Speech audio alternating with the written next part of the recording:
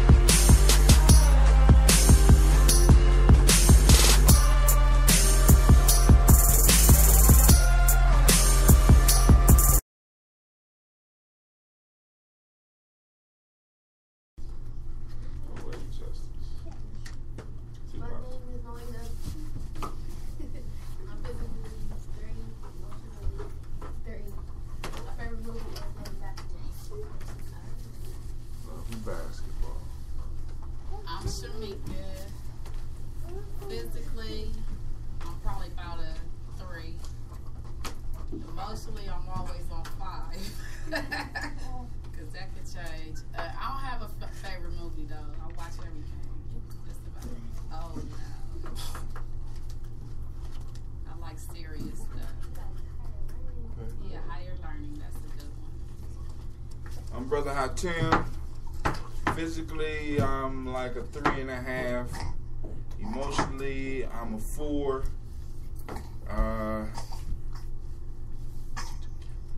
My favorite movie is somewhere in between Godfather Part 1 and Fight Club.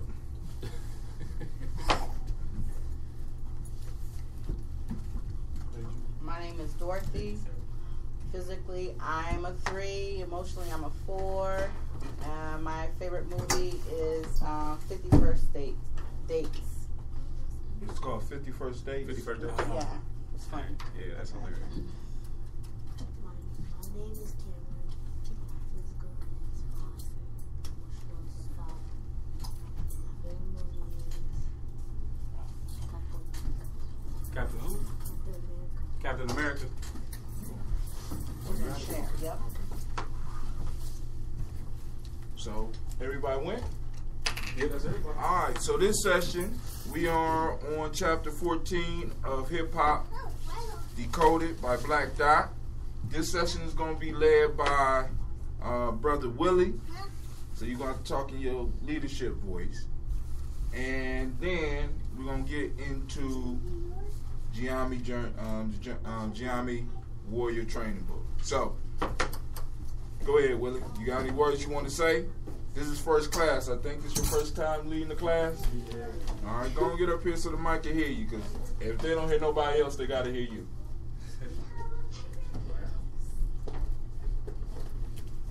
Well, first we're going to read the picture, the music illustration. The higher frequencies of sound create a certain effect on a human psyche, usually stimulating the upper chakras, creating a sense of happiness or bliss. Bass-driven sounds of a lower frequency usually resonating around the root chakra, creating a sense of sexual urgency or violent behavior. That's seen when you, like, if you ever meditated, you sat down and listened to frequencies. As the frequency get higher and a higher pitch, you feel your chakras move up. But as the bass goes on, you feel it start resonating in your feet. You feel it like Teacher. Yes. What's a chakra, man?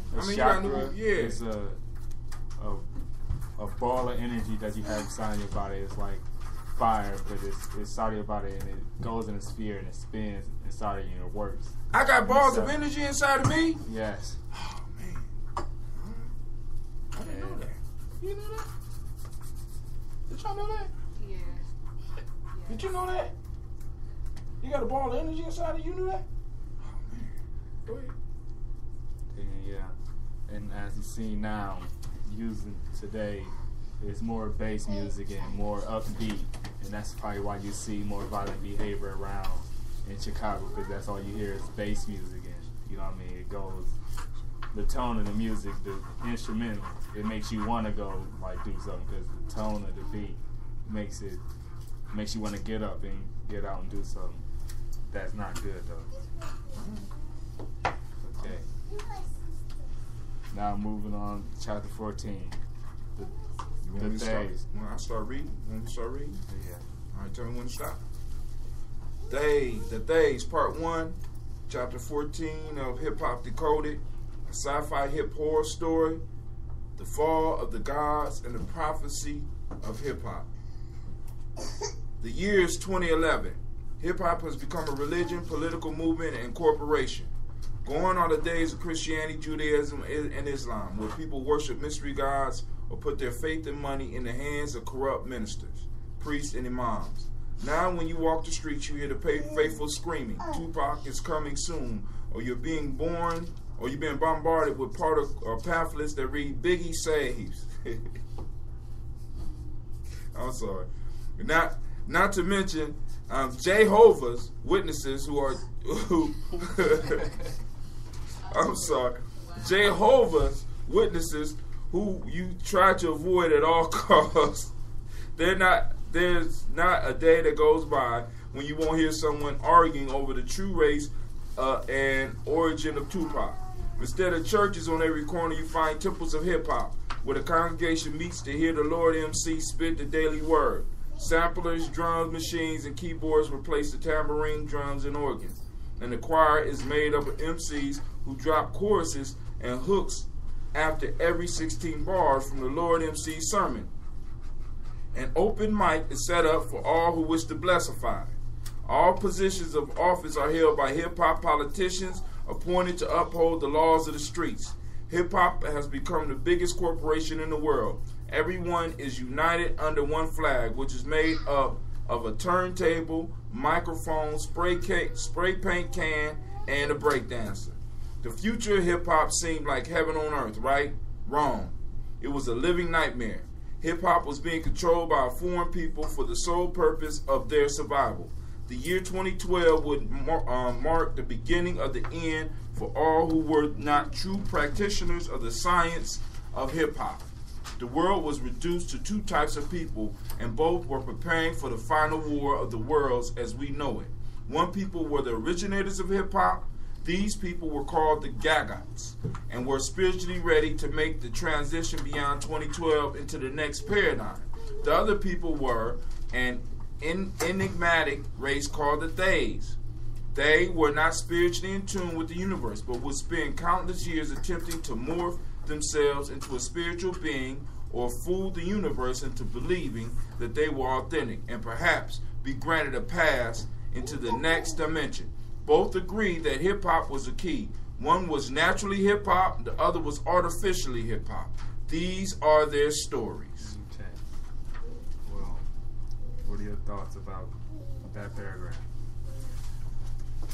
Well, the first thing I would like to point out is that this book was published in 2005. So he was painting a picture of what what he thought hip hop would be like, and it's a story. So just for those that are just tuning in right now, this is your first time hearing this. This ain't actually what he predicted. This is a story that he's using to explain something. But I'm sorry.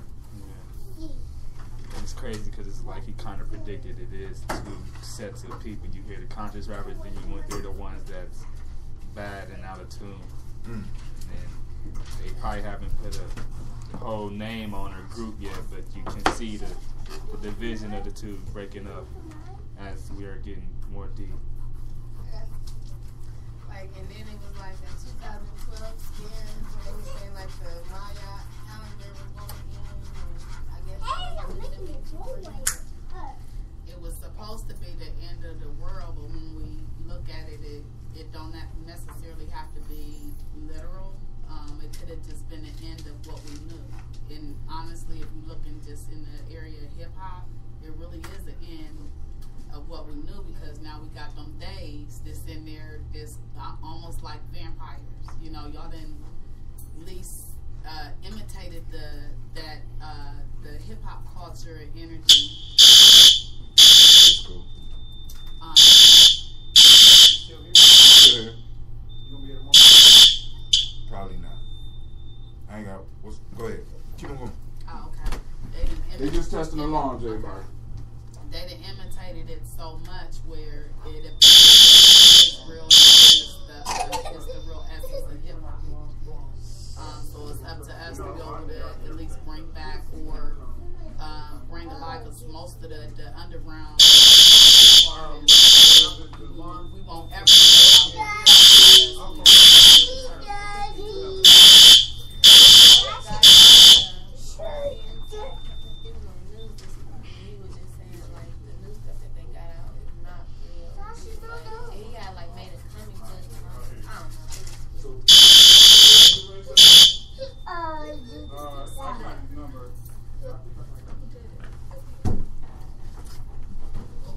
like that.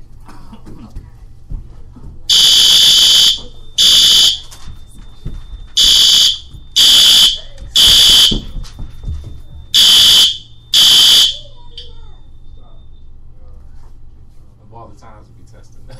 Testing them all. Testing.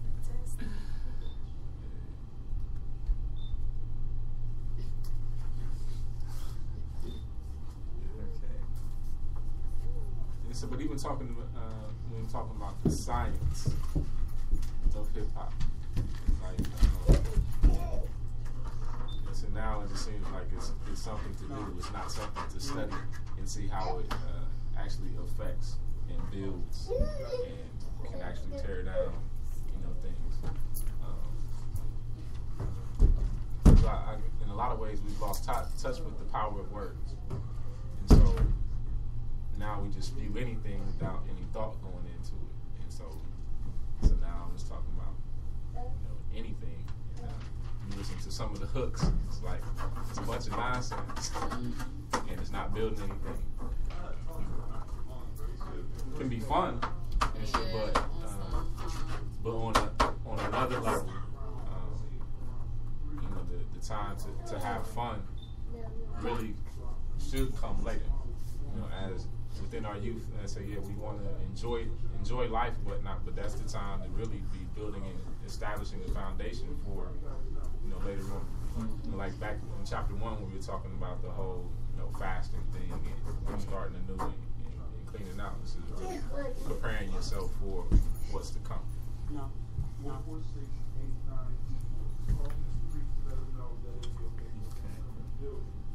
So the Gye-Nyame are the original people who have no birth record. Before there was anything called time, there were Gye-Nyame, gods and goddesses of the universe who were not limited to any physical form, planet, or dimension. This race of people possessed a cosmic substance that gave them superpowers. The substance enhanced their physical, mental, psychic, clairvoyant, and spiritual ability. The substance was called melanin. Every living organism in the universe possesses melanin, but the Gye-Nyame have the most concentrated portion of any living being. It's made of the same substance that the entire universe is, dark matter. Black holes in space are nothing more than melanated portholes to other dimensions, so time travel was rather easy for the Gye-Nyame, who mastered the science of raising their vibration and melanin output to gain access to any dimension desired. The Gye-Nyame were green in color. The man stood 6 to 8 feet tall with chiseled bodies that were rivaled by none. The men were the best providers, protectors, and warriors. The women possessed unearthly beauty and grace. The Gye-Nyame women were the best nurturers, mothers, and lovers. The Gye-Nyame were peaceful beings who lived off the energy of the sun in the daytime and made more melanin at night, so there was no need for food. These were advanced beings that possessed one eye that sat in the middle of their foreheads. The eye represented a fully activated pineal gland that could pick up thought patterns, auras, and sound waves. The Gye-Nyame spoke through their eye, and there was no need to verbally speak, since that was considered as a lower form of communication. In ancient times, the Gye-Nyame were so mentally powerful that anything thought of the mind instantly manifested in the physical. Then came the fall. This locked the Gye-Nyame into the third dimension, a dimension solely based on 5 physical senses, which were see, hear, smell, taste, and touch. Their bodies had to mutate to adjust to being trapped. This mutation caused them to form digestive systems, change their skin color to black or brown, learn to speak verbally,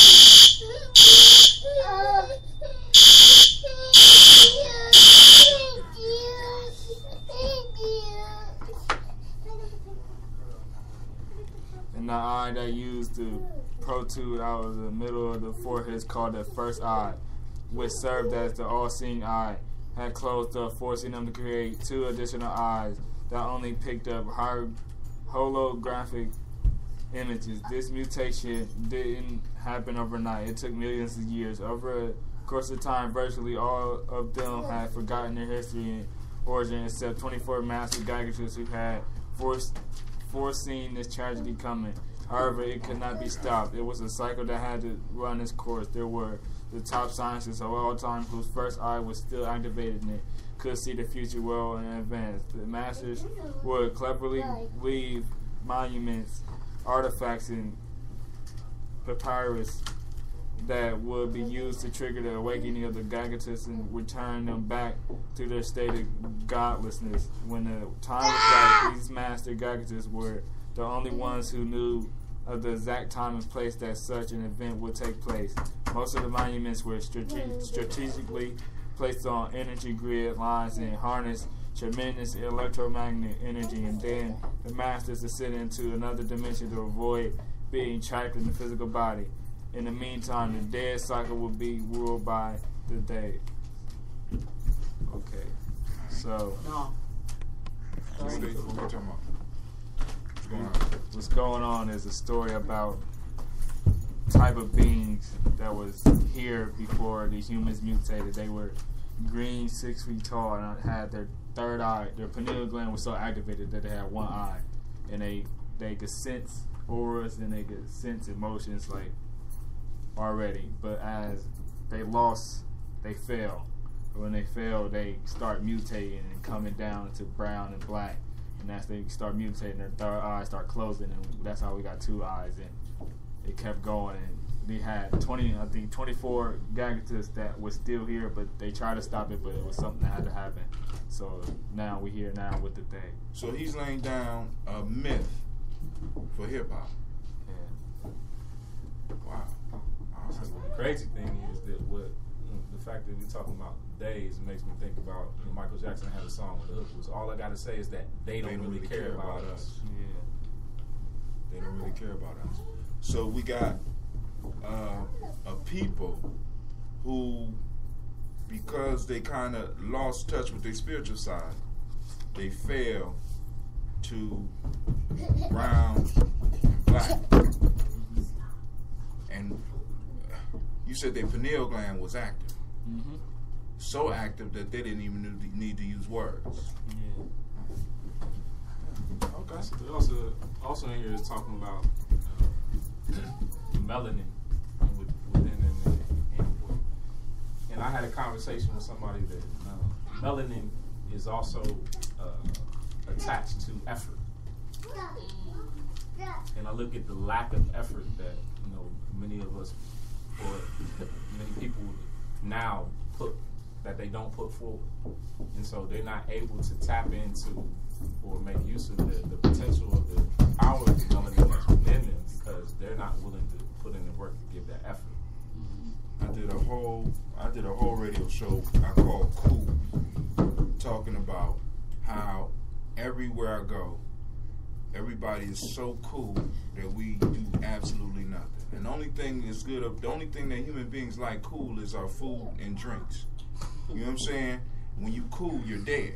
You know what I'm saying? So I feel that. But then also, it was a conversation on Facebook that a brother was having, and it was more about God, but I won't get into that. But I asked him the question. I said, what's the difference between blackness and darkness? Since we talking about melanin. Can anybody here tell me what's the difference between blackness and darkness? Blackness is the true color of black. Darkness is like when it's not the sky, but like, I don't know how to explain it. It's like darkness is the absence of light. Yeah. Darkness is, so what is black? It has a little light. It sucks all of it in, like it sucks it all in. Yeah, all the color. It's a big difference. Blackness contains all of the. It contains all the light. Yeah. Everything on electromagnetic spectrum, blackness contains. So this is my question. What's really the dark color there? If black is the culmination of all colors, all light rays, all microwaves, all that stuff, and that's when you get to true black, that's what it does. It absorbs everything. What is truly dark? If darkness is the absence of light, the actual color that represents the closeness to absence of light is what? White. Huh? White. Why? Because it has it's not containing nothing. It just reflects everything. It reflects everything. Our melanin does that. It absorbs all that stuff. That's why they say we got to be careful around microwaves. We got to be careful around the stuff we do. We got to be careful about what we ingest into our body, because the quality of melanin we have in our body, make us susceptible to a lot of harmful things, because we're going to absorb all of it. I'm sorry. You're supposed to be doing that. I'm sorry. That was good, though. When he said, now the things is taking over. And what's happening? What do we mean when the things take over? That a lot of things turn around from what we knew. Now it's a whole nother, something we have to tap into. And it changed. So, now let me ask you this. Without even going any farther, what would be the strategy of the days to keep the Gye-Nyame from being able to get back in touch with who they really are? If you were a thing, what would be some of the strategies that some of y'all would use in here to keep your enemy from getting to where, because you know if they plug back in, you're going to lose. So what would be some of the stuff you do? Keep planning, keep letting people that's coming up now, like the ones that's violent, keep letting them come up, because you know there's no higher level frequencies going to be out there if you keep letting them come up. Because the one that is trying to have higher level probably going to get less motivated, because they know it's hard to come up into hip-hop like that. So you just keep trying to find ways to dumb them down. Yeah, Okay. What's happening now? Saying that. They do it now. Everywhere. All right. Understand. All right. Go ahead. No flex. There are a new race of people. However, no one knows exactly when they arrived. They were taught the science of trick knowledge by a master they call Semos. Call who? Semos. This trick knowledge enabled them to write themselves deep into ancient history. Then the days covered up the truth with lies, confusion, and misinformation. Semos was the first teacher of the days. Legend had it that a master Gye-Nyame named Dr. Bouquet had created the days out of the lowest and weakest germ of the Gye-Nyame. It was said this was done to serve as a roadmap to the Gye-Nyame to find their way back to being gods and goddesses. Polarity ruled the third dimension: up, down, left, right, high, and low. Everything had an opposite except the Gye-Nyame. Dr. Bouquet understood that in order for the Gye-Nyame to reawaken to realize that they're gods and goddesses, his people needed to know and study the exact opposites of themselves. So he created the days as a blueprint using the signs very similar to cloning. The Days physically resembled the Gye-Nyame in the sense that they 2 arms, a head, and 2 legs, but were much frailer in appearance. Their skins was very pale as well and could only come out during the nighttime hours because the sun would burn them instantly. They never had the one eyesight of Gye-Nyame, and Dr. Bouquet purposely limited one important ingredient, melanin. They possessed just enough melanin to function and survive on a physical level. They could not tap into the spirit realm, time travel, foresee.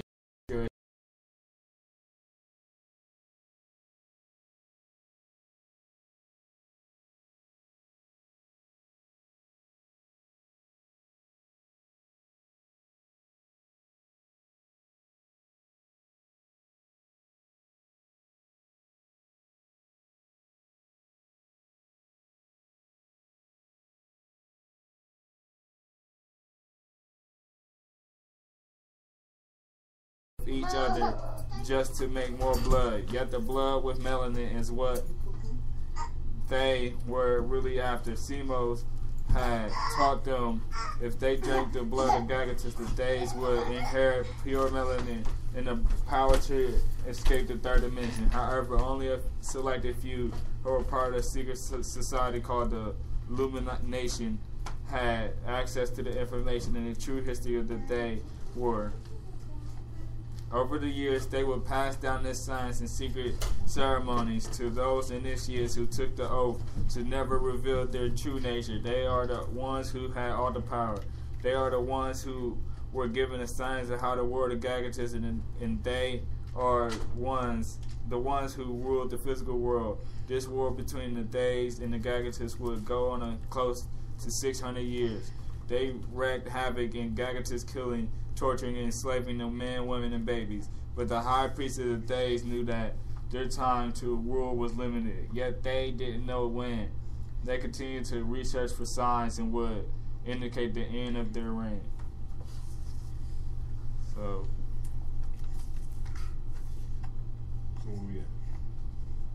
I see they're describing how white people basically got born and how, but not just white people, the bad, like the people like you see George Bush, or you see the bad ones that you really see like deep something wrong with them. Like he was like explaining how they got born and how it's a whole opposite, and they teach the opposite so you can't tap into the melanin. So as they teaching the opposite of what we truly know, that's why we can't really function and get in tune with our melanin, because we are listening and being in tune with the wrong frequency.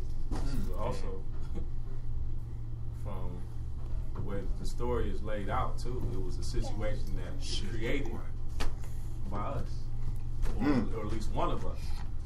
They decided to, in an attempt to show us who we are, or get us to get back to being those gods and goddesses, created this race of beings that were the opposite of, but not knowing that, allowing them to continue on the path that they were on, that the script would be flipped, and so now then they would be in control and actually knowing more about us than we know about ourselves. Or I should say, the Days knowing more about the Gye-Nyame than the Gye-Nyame knew about themselves.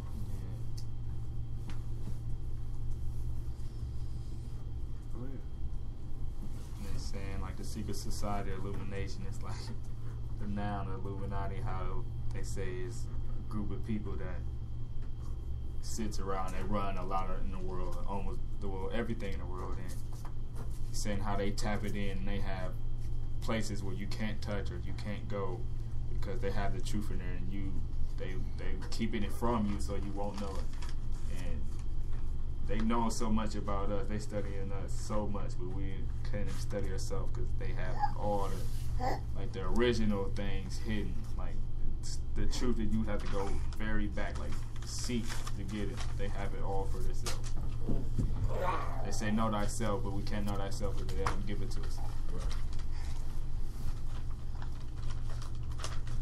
By the early 1900s, the Days had come across a secret papyrus left by the ancient Gye-Nyame that revealed to them the devastating news that they had searched so long for. The papyrus read, "The gateway to the temple was through the earlobe. The new religion would be a form of music. In the year 2012 will be the year that the planet will begin to shift into the fourth dimension, destroying all of those who weren't true followers of the new religion. This total shift will take place between the years 2012 and 2019. During this time, 7 years would seem like 7 days as the Gye-Nyame and the true followers of hip-hop would mutate back into their original state of God, being God. Those caught in the quickening of the shift will have to be spiritually in tune, or death was certain even if you were a Gye-Nyame. This gateway would not recognize race but energy, so if you thought like a day but you are a Gye-Nyame, you would perish along with them. The papyruses also revealed that the grid lines were gateways for this energy and that would reawaken in the Gye-Nyame to enter the earth. The days knew that the exact location of all of these gateways except one. Lastly, the papyruses spoke of a cosmic event that would signify the last days of the third dimension. This event would start the cosmic countdown to the end of time as we know it. At that time, there would be total chaos on Earth with this secret information. The days began to guard all the gateways in search of the energy that would destroy them. The greatest scientists worked feverishly around the clock in an attempt to manipulate or alter time. The days wanted to keep Earth in the third dimension long enough for them to find a way to make it into the fourth dimension. They also searched to avail to find the missing energy grid line. So we got what happened in 2012 popping up. Yeah. We got certain spiritual locations being controlled by the days that the Gye-Nyame no longer had access to, which is a lot of stuff that's happening right now. Right? But you've been doing all this reading. Want me to read the next paragraph? Yeah.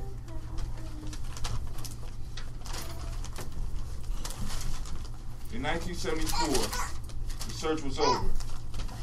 The energy that would reawaken the Gye-Nyame would emerge in the middle of the South Bronx. Out of all the places that they looked, they never would have thought it would appear in the most run-down, burnt-out, crime-ridden, and unsacred place. Yet, the ancient Gye-Nyame knew this would be the last place they would look. And by the time the Days figured it out, it would be too late. The movement had begun, and the energy was amongst the people. Instantaneously, hip-hop was born. There was no sign of its coming. It just happened. The pioneers of hip-hop were ancient Gye-Nyame who had chosen to reincarnate at this time to destroy the Days and to return the earth back to its original people. But the Days had other plans. They had become technologically advanced and vowed to use all of their resources and sciences to shut down the spiritual energy of hip-hop. The most advanced initiates of the Illumi nation were wizards and master illusionists who learned how to tap into the melanin supply of the Gye-Nyame to use it against them. The main objective was to absorb their spiritual energy that was against them and convert it into a material energy that would aid in their survival on the physical level. They wanted to use hip-hop to keep the planet in the third dimension. However, it would not be easy. The four elements of hip-hop had already begun to form, creating an alchemical process that was transforming the people. The four elements were the word, the beat, the dance, and the art. The ancient Gye-Nyame mastered the science of alchemy, which was a science of manipulating Earth's elements, earth, air, fire, and water, to make pure gold on a spiritual level. The Gye-Nyame were mutating back into the gods of ancient times, using their melanin in conjunction with the other elements. Sensing what was about to happen, the Days used their science to manipulate the elements of hip-hop to make gold on a material level, gold records. Their wizardry was beginning to work. Keep going? Yeah. All right. Those Gye-Nyame who traveled fantastic distances knowing that upon arrival the climate would be treacherous, still came to unleash the furious forces that would awaken the Gagas. Were stunned to find that the Days had set up a trap, and bam! The first mission was cold crushed. The next platoon of Gagas to reincarnate, calling themselves gods, kings, queens, and teachers, claiming to speak in native tongues and possessing the light to fulfill their quest to awaken the poor righteous teachers, were quickly made public enemy number one. Get it? Okay, all system normal. Cool. I'm going to keep that alarm system off until 6. So if anything happened, the fire department won't come, and you can give me a call. But unfortunately, I just remembered, I have my wife's phone and I don't know her number. Let me call you and then it will The evil forces of the Days was conquering the spiritual energy of hip-hop and destroying millions of Gagatas in the process. Would the Days succeed in keeping the planet in the third dimension so they could continue to rule over the Gagatas, or would the Gagatas use the true essence and spirit of hip-hop to accelerate the ascension of Earth into the fourth dimension?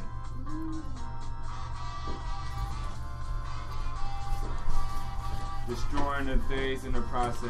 Dun, dun, dun. Stay tuned for the next episode of the Days called The Takeover. He who controls hip-hop rules the world. So, this is basically explaining how the Days had control for a while, and they didn't think nobody was out there conscious enough to make any type of music or anything to rise. But it's 1974, hip-hop was made, and they expected it was unexpected from the worst place. Like, you wouldn't think that this would rise from a shop.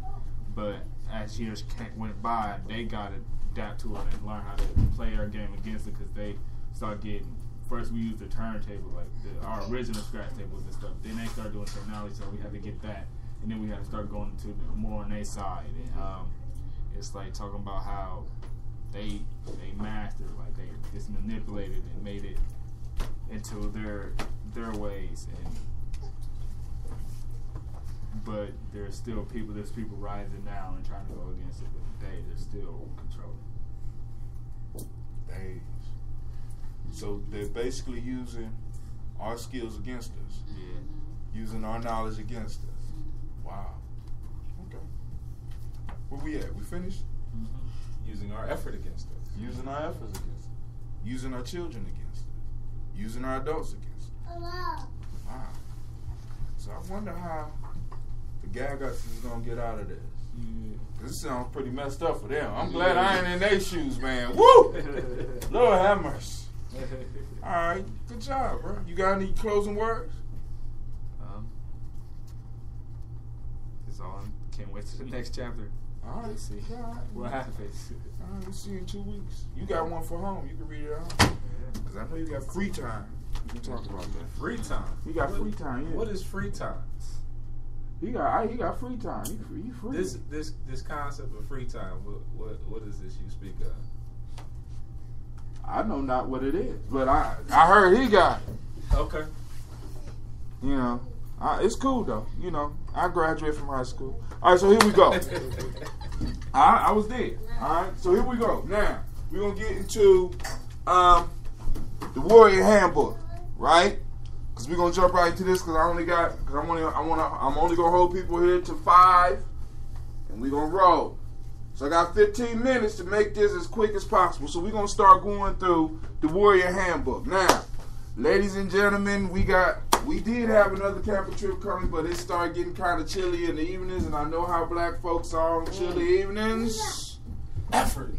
Hey, but we got to take it a step at a time. So we will have a camping trip at spring where at least there's a possibility that the ground will start getting warmer.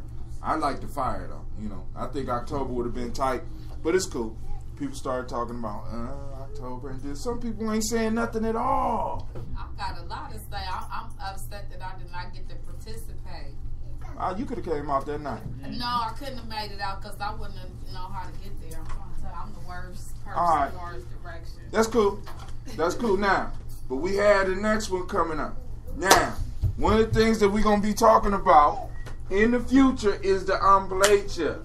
Now, you see how in that story, one of the key pieces that keep us from being able to get back to who we are is the disconnection from the earth, disconnection from nature.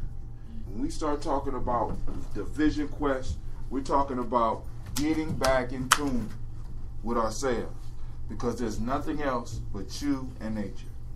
No friends, no food, no shelter.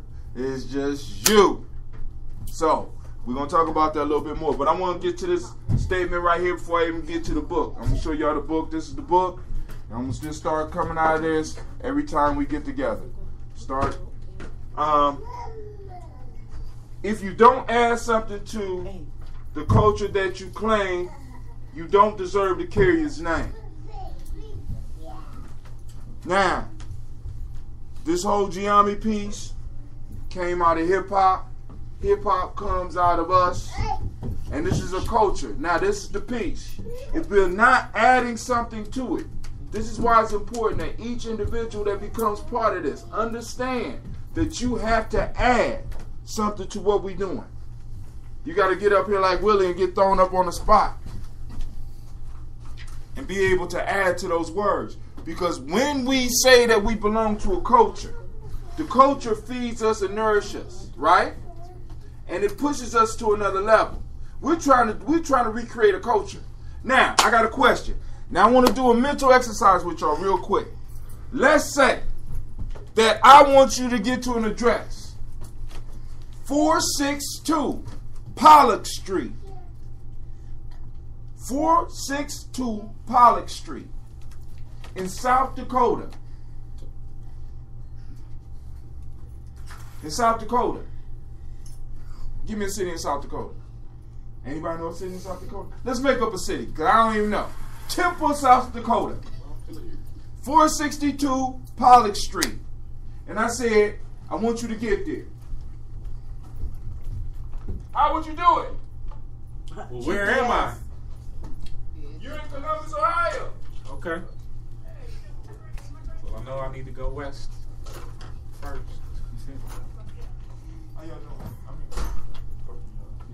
How would you do it? Come on. How would we do it?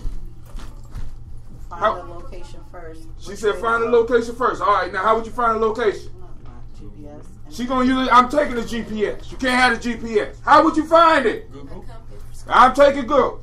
Compass. Huh? Compass. You can't have a compass either. Next. Look where the sun rises. Okay, cool. You can do that. Please. Follow. Please. What else? Francis, You gonna follow the sun all the way to South Dakota? Not all the way to South Dakota. Okay. Looking around your surroundings. If you can't take the signs away, can you? Because I know on the What side way? I said the signs, so I The can tell you where sign. you The at. sign. Oh, you gonna follow the signs to South Dakota? No, I mean, you could, but that's a long walk. But you could do that. I mean, You ain't got no money either. I forgot to mention that. You ain't no. You ain't got no money. I'm a hitchhike. She gonna hitchhike. Yeah, we walked before some point in time without You gonna food. hitchhike to South Dakota. 462 Pollock. 462 Pollock Street in South Dakota. You gotta get there. How you gonna get there? You gonna walk. You'll have to. You know how far that is? Yeah, it's gonna look like, ooh, I am there, buddy. You don't have no money. You don't have no way to get there. You don't even have resources to pull on to get there. How you do it? Survive. You got to survive. And some of y'all gonna go, and if we're all live together, some of y'all gonna decide to go in different directions. But eventually, I'm confident that eventually you will get there. Right? Life is pretty much the same. Now, in life, we are supposed to be given a map when we are born, and resources when we are born, even though we don't know it. This map and this resource that we get is a culture. The culture is what shows us how to get to where we're going. You know, because if you look in cultures, they tell you what's supposed to be happening between 0 and 10 years old, between 11 and 20, between 21 and 30, between 31 and 40. You know what to expect from the culture. As a matter of fact, the culture gives you directions on how you should wear your hair, how you should dress, how you should talk, how you should greet elders, how you should treat your children, how you should raise your children, how you should work. Right? That's your map. But what happened when we came over here? What? What happened to us? Stripped of it. Everything was taken. Just like I just did with here. No GPS. Poof. Right? No Google. Yeah. Took it all away. Somebody get the door. No compass. Culture provides us all those things that a map provides us on the trip because a life is a journey. Is it not? And every journey needs a map. So when we're talking about we're trying to rebuild a culture, we're trying to make sure that she has a map. Even though I might not have a map, I'm leaving stuff so that he has a map. He knows what he's supposed to be doing at 20. You know why? Because he already did it. She know what to do at 20. You know why? Because she already did it. Why? Because she did it. That's what culture gives us. So when we're talking about rebuilding something, because we got a hard job. See, because a lot of people are gonna be upset with me with this. We could pull from our ancients. We supposed to pull from our ancestors, but we're living in a different place and a different time. So we need a new wisdom. We need to be able to grab the old, but out of the old, bring something new. Something that he can feel, right? Because a lot of times we work on our feelings, don't we? What? I don't even know if I brought the doctor bag. You see me up here doing something? There's a light bag in it. Take over, please.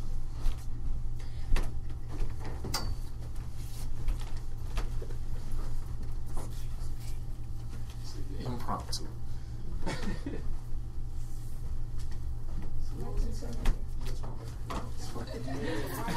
You gotta get something from the old. Get something from the old to create the new. So, well, if you think about it, that's what we've been doing this whole time. Because even when our ancestors became the dust of the earth, which the air kicks up, and say all of that is still present around us. And somehow we still breathe it in and we bring forth new life, new babies, which is recreating or recycling what we had before. So how do we make it prevalent for today, Mr. K? What is in it? What things are you adding to yourself to make you become that doctor?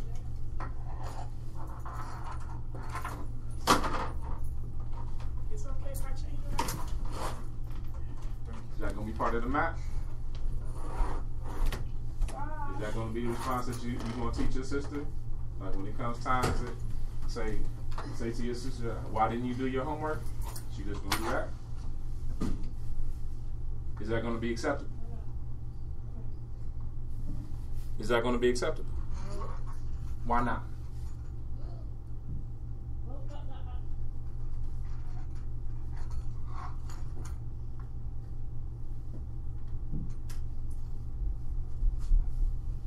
Why is it the shrug of our shoulders? Why is that not acceptable? Why is that not an acceptable answer? Not knowing some worst things you can do. Because since we don't know our history and our past, and that's why we're in the wrong place. So not knowing is actually a wrong place to be. I mean, you can like try to learn something and not know, but at least you attempt it. But if you just shrug it off. It goes back to the effort of activating the melanin that's within us, right? Because for me to just shrug my shoulders saying that I don't know, so I'm not going to do anything. I'm just going to stay right here. So if I stay right here in this spot, what good does that do for the rest of my culture? Because back to this, if you don't add something to your culture that you claim, you don't deserve to carry its name. So just like each one of us has a name or a legacy that's following us, if we're not doing anything that promotes that or that states who we are, we might as well just leave that name alone. That's why the importance of what the name means. Like, what does Hatem mean? Judge one takes upon himself when he makes it his duty. Is that what you do?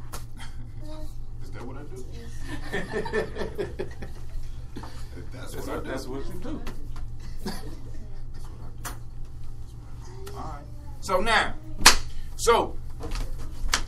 just ending on that note, Brother Devin brought it. I want to thank everybody for coming out. Like I said, we're going to start in the handbook, the Warrior's Handbook for Life's Journey. Because like I said, we need to start laying out the roadmap. And like I said, we all need to become authors. Because we got to leave something. If you don't leave nothing but your drawings, you know what I'm saying? At least you left something for people to see where you were. All right? Now, also, with this whole effort piece, because he on that effort, that might be need to be the next radio show. Yes. The effort piece. You see what I'm saying? Because it's like when I did my unblacher, when I did my vision quest, I prayed so much that I ran out of prayers.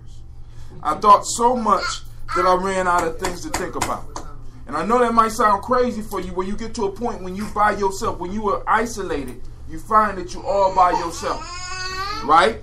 Now, the piece that I have found out is that what we see is at the end of our struggle, at the end of our effort.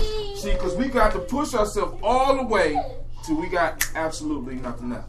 That's when success, that's when victory, that's when the Creator appears before you. Only then. Not during these times when we're able to chill. Nobody ever met God chilling. And I mean, because this is what upset me about my culture. We so cool. We don't dance no more. We don't have serious conversations no more. We don't have, a lot of us don't have family dinners no more. We just chilling. All that stuff takes effort, and only when we start pushing ourselves to our limits. And that's what and that's what our map is supposed to tell us. For example, do you know that the major responsibility for being a man is knowing?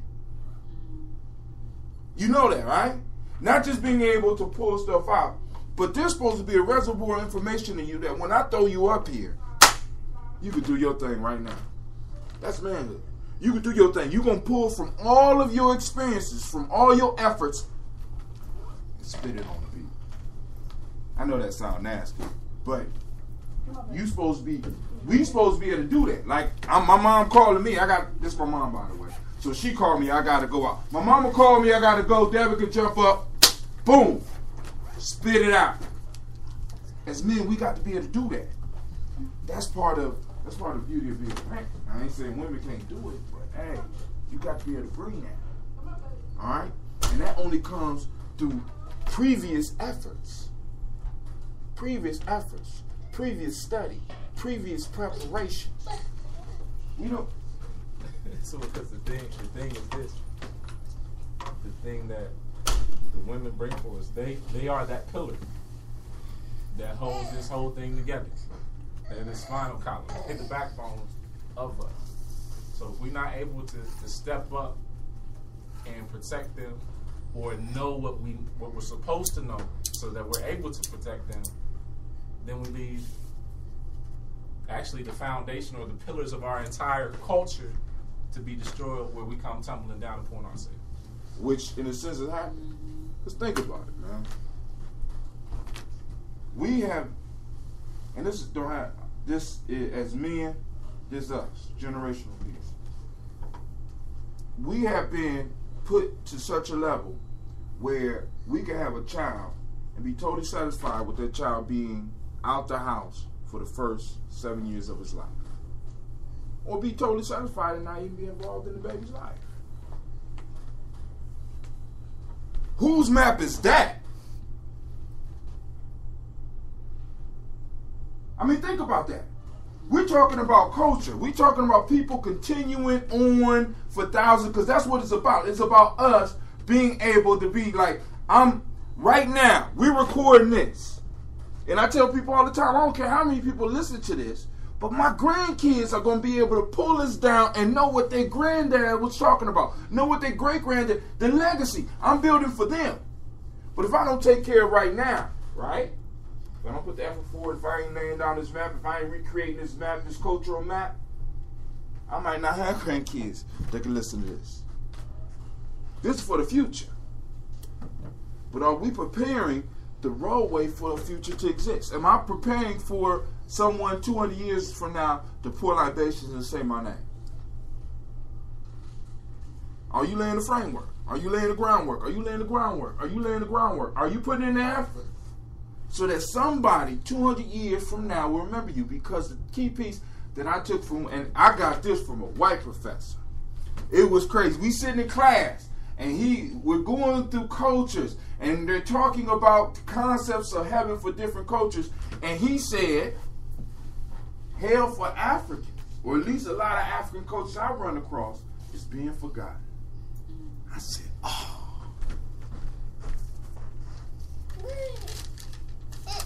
I had to ask myself, hi Tim, what are you doing to be remembered? Willie, what are you doing to be remembered? Shamika, what are you doing to be remembered?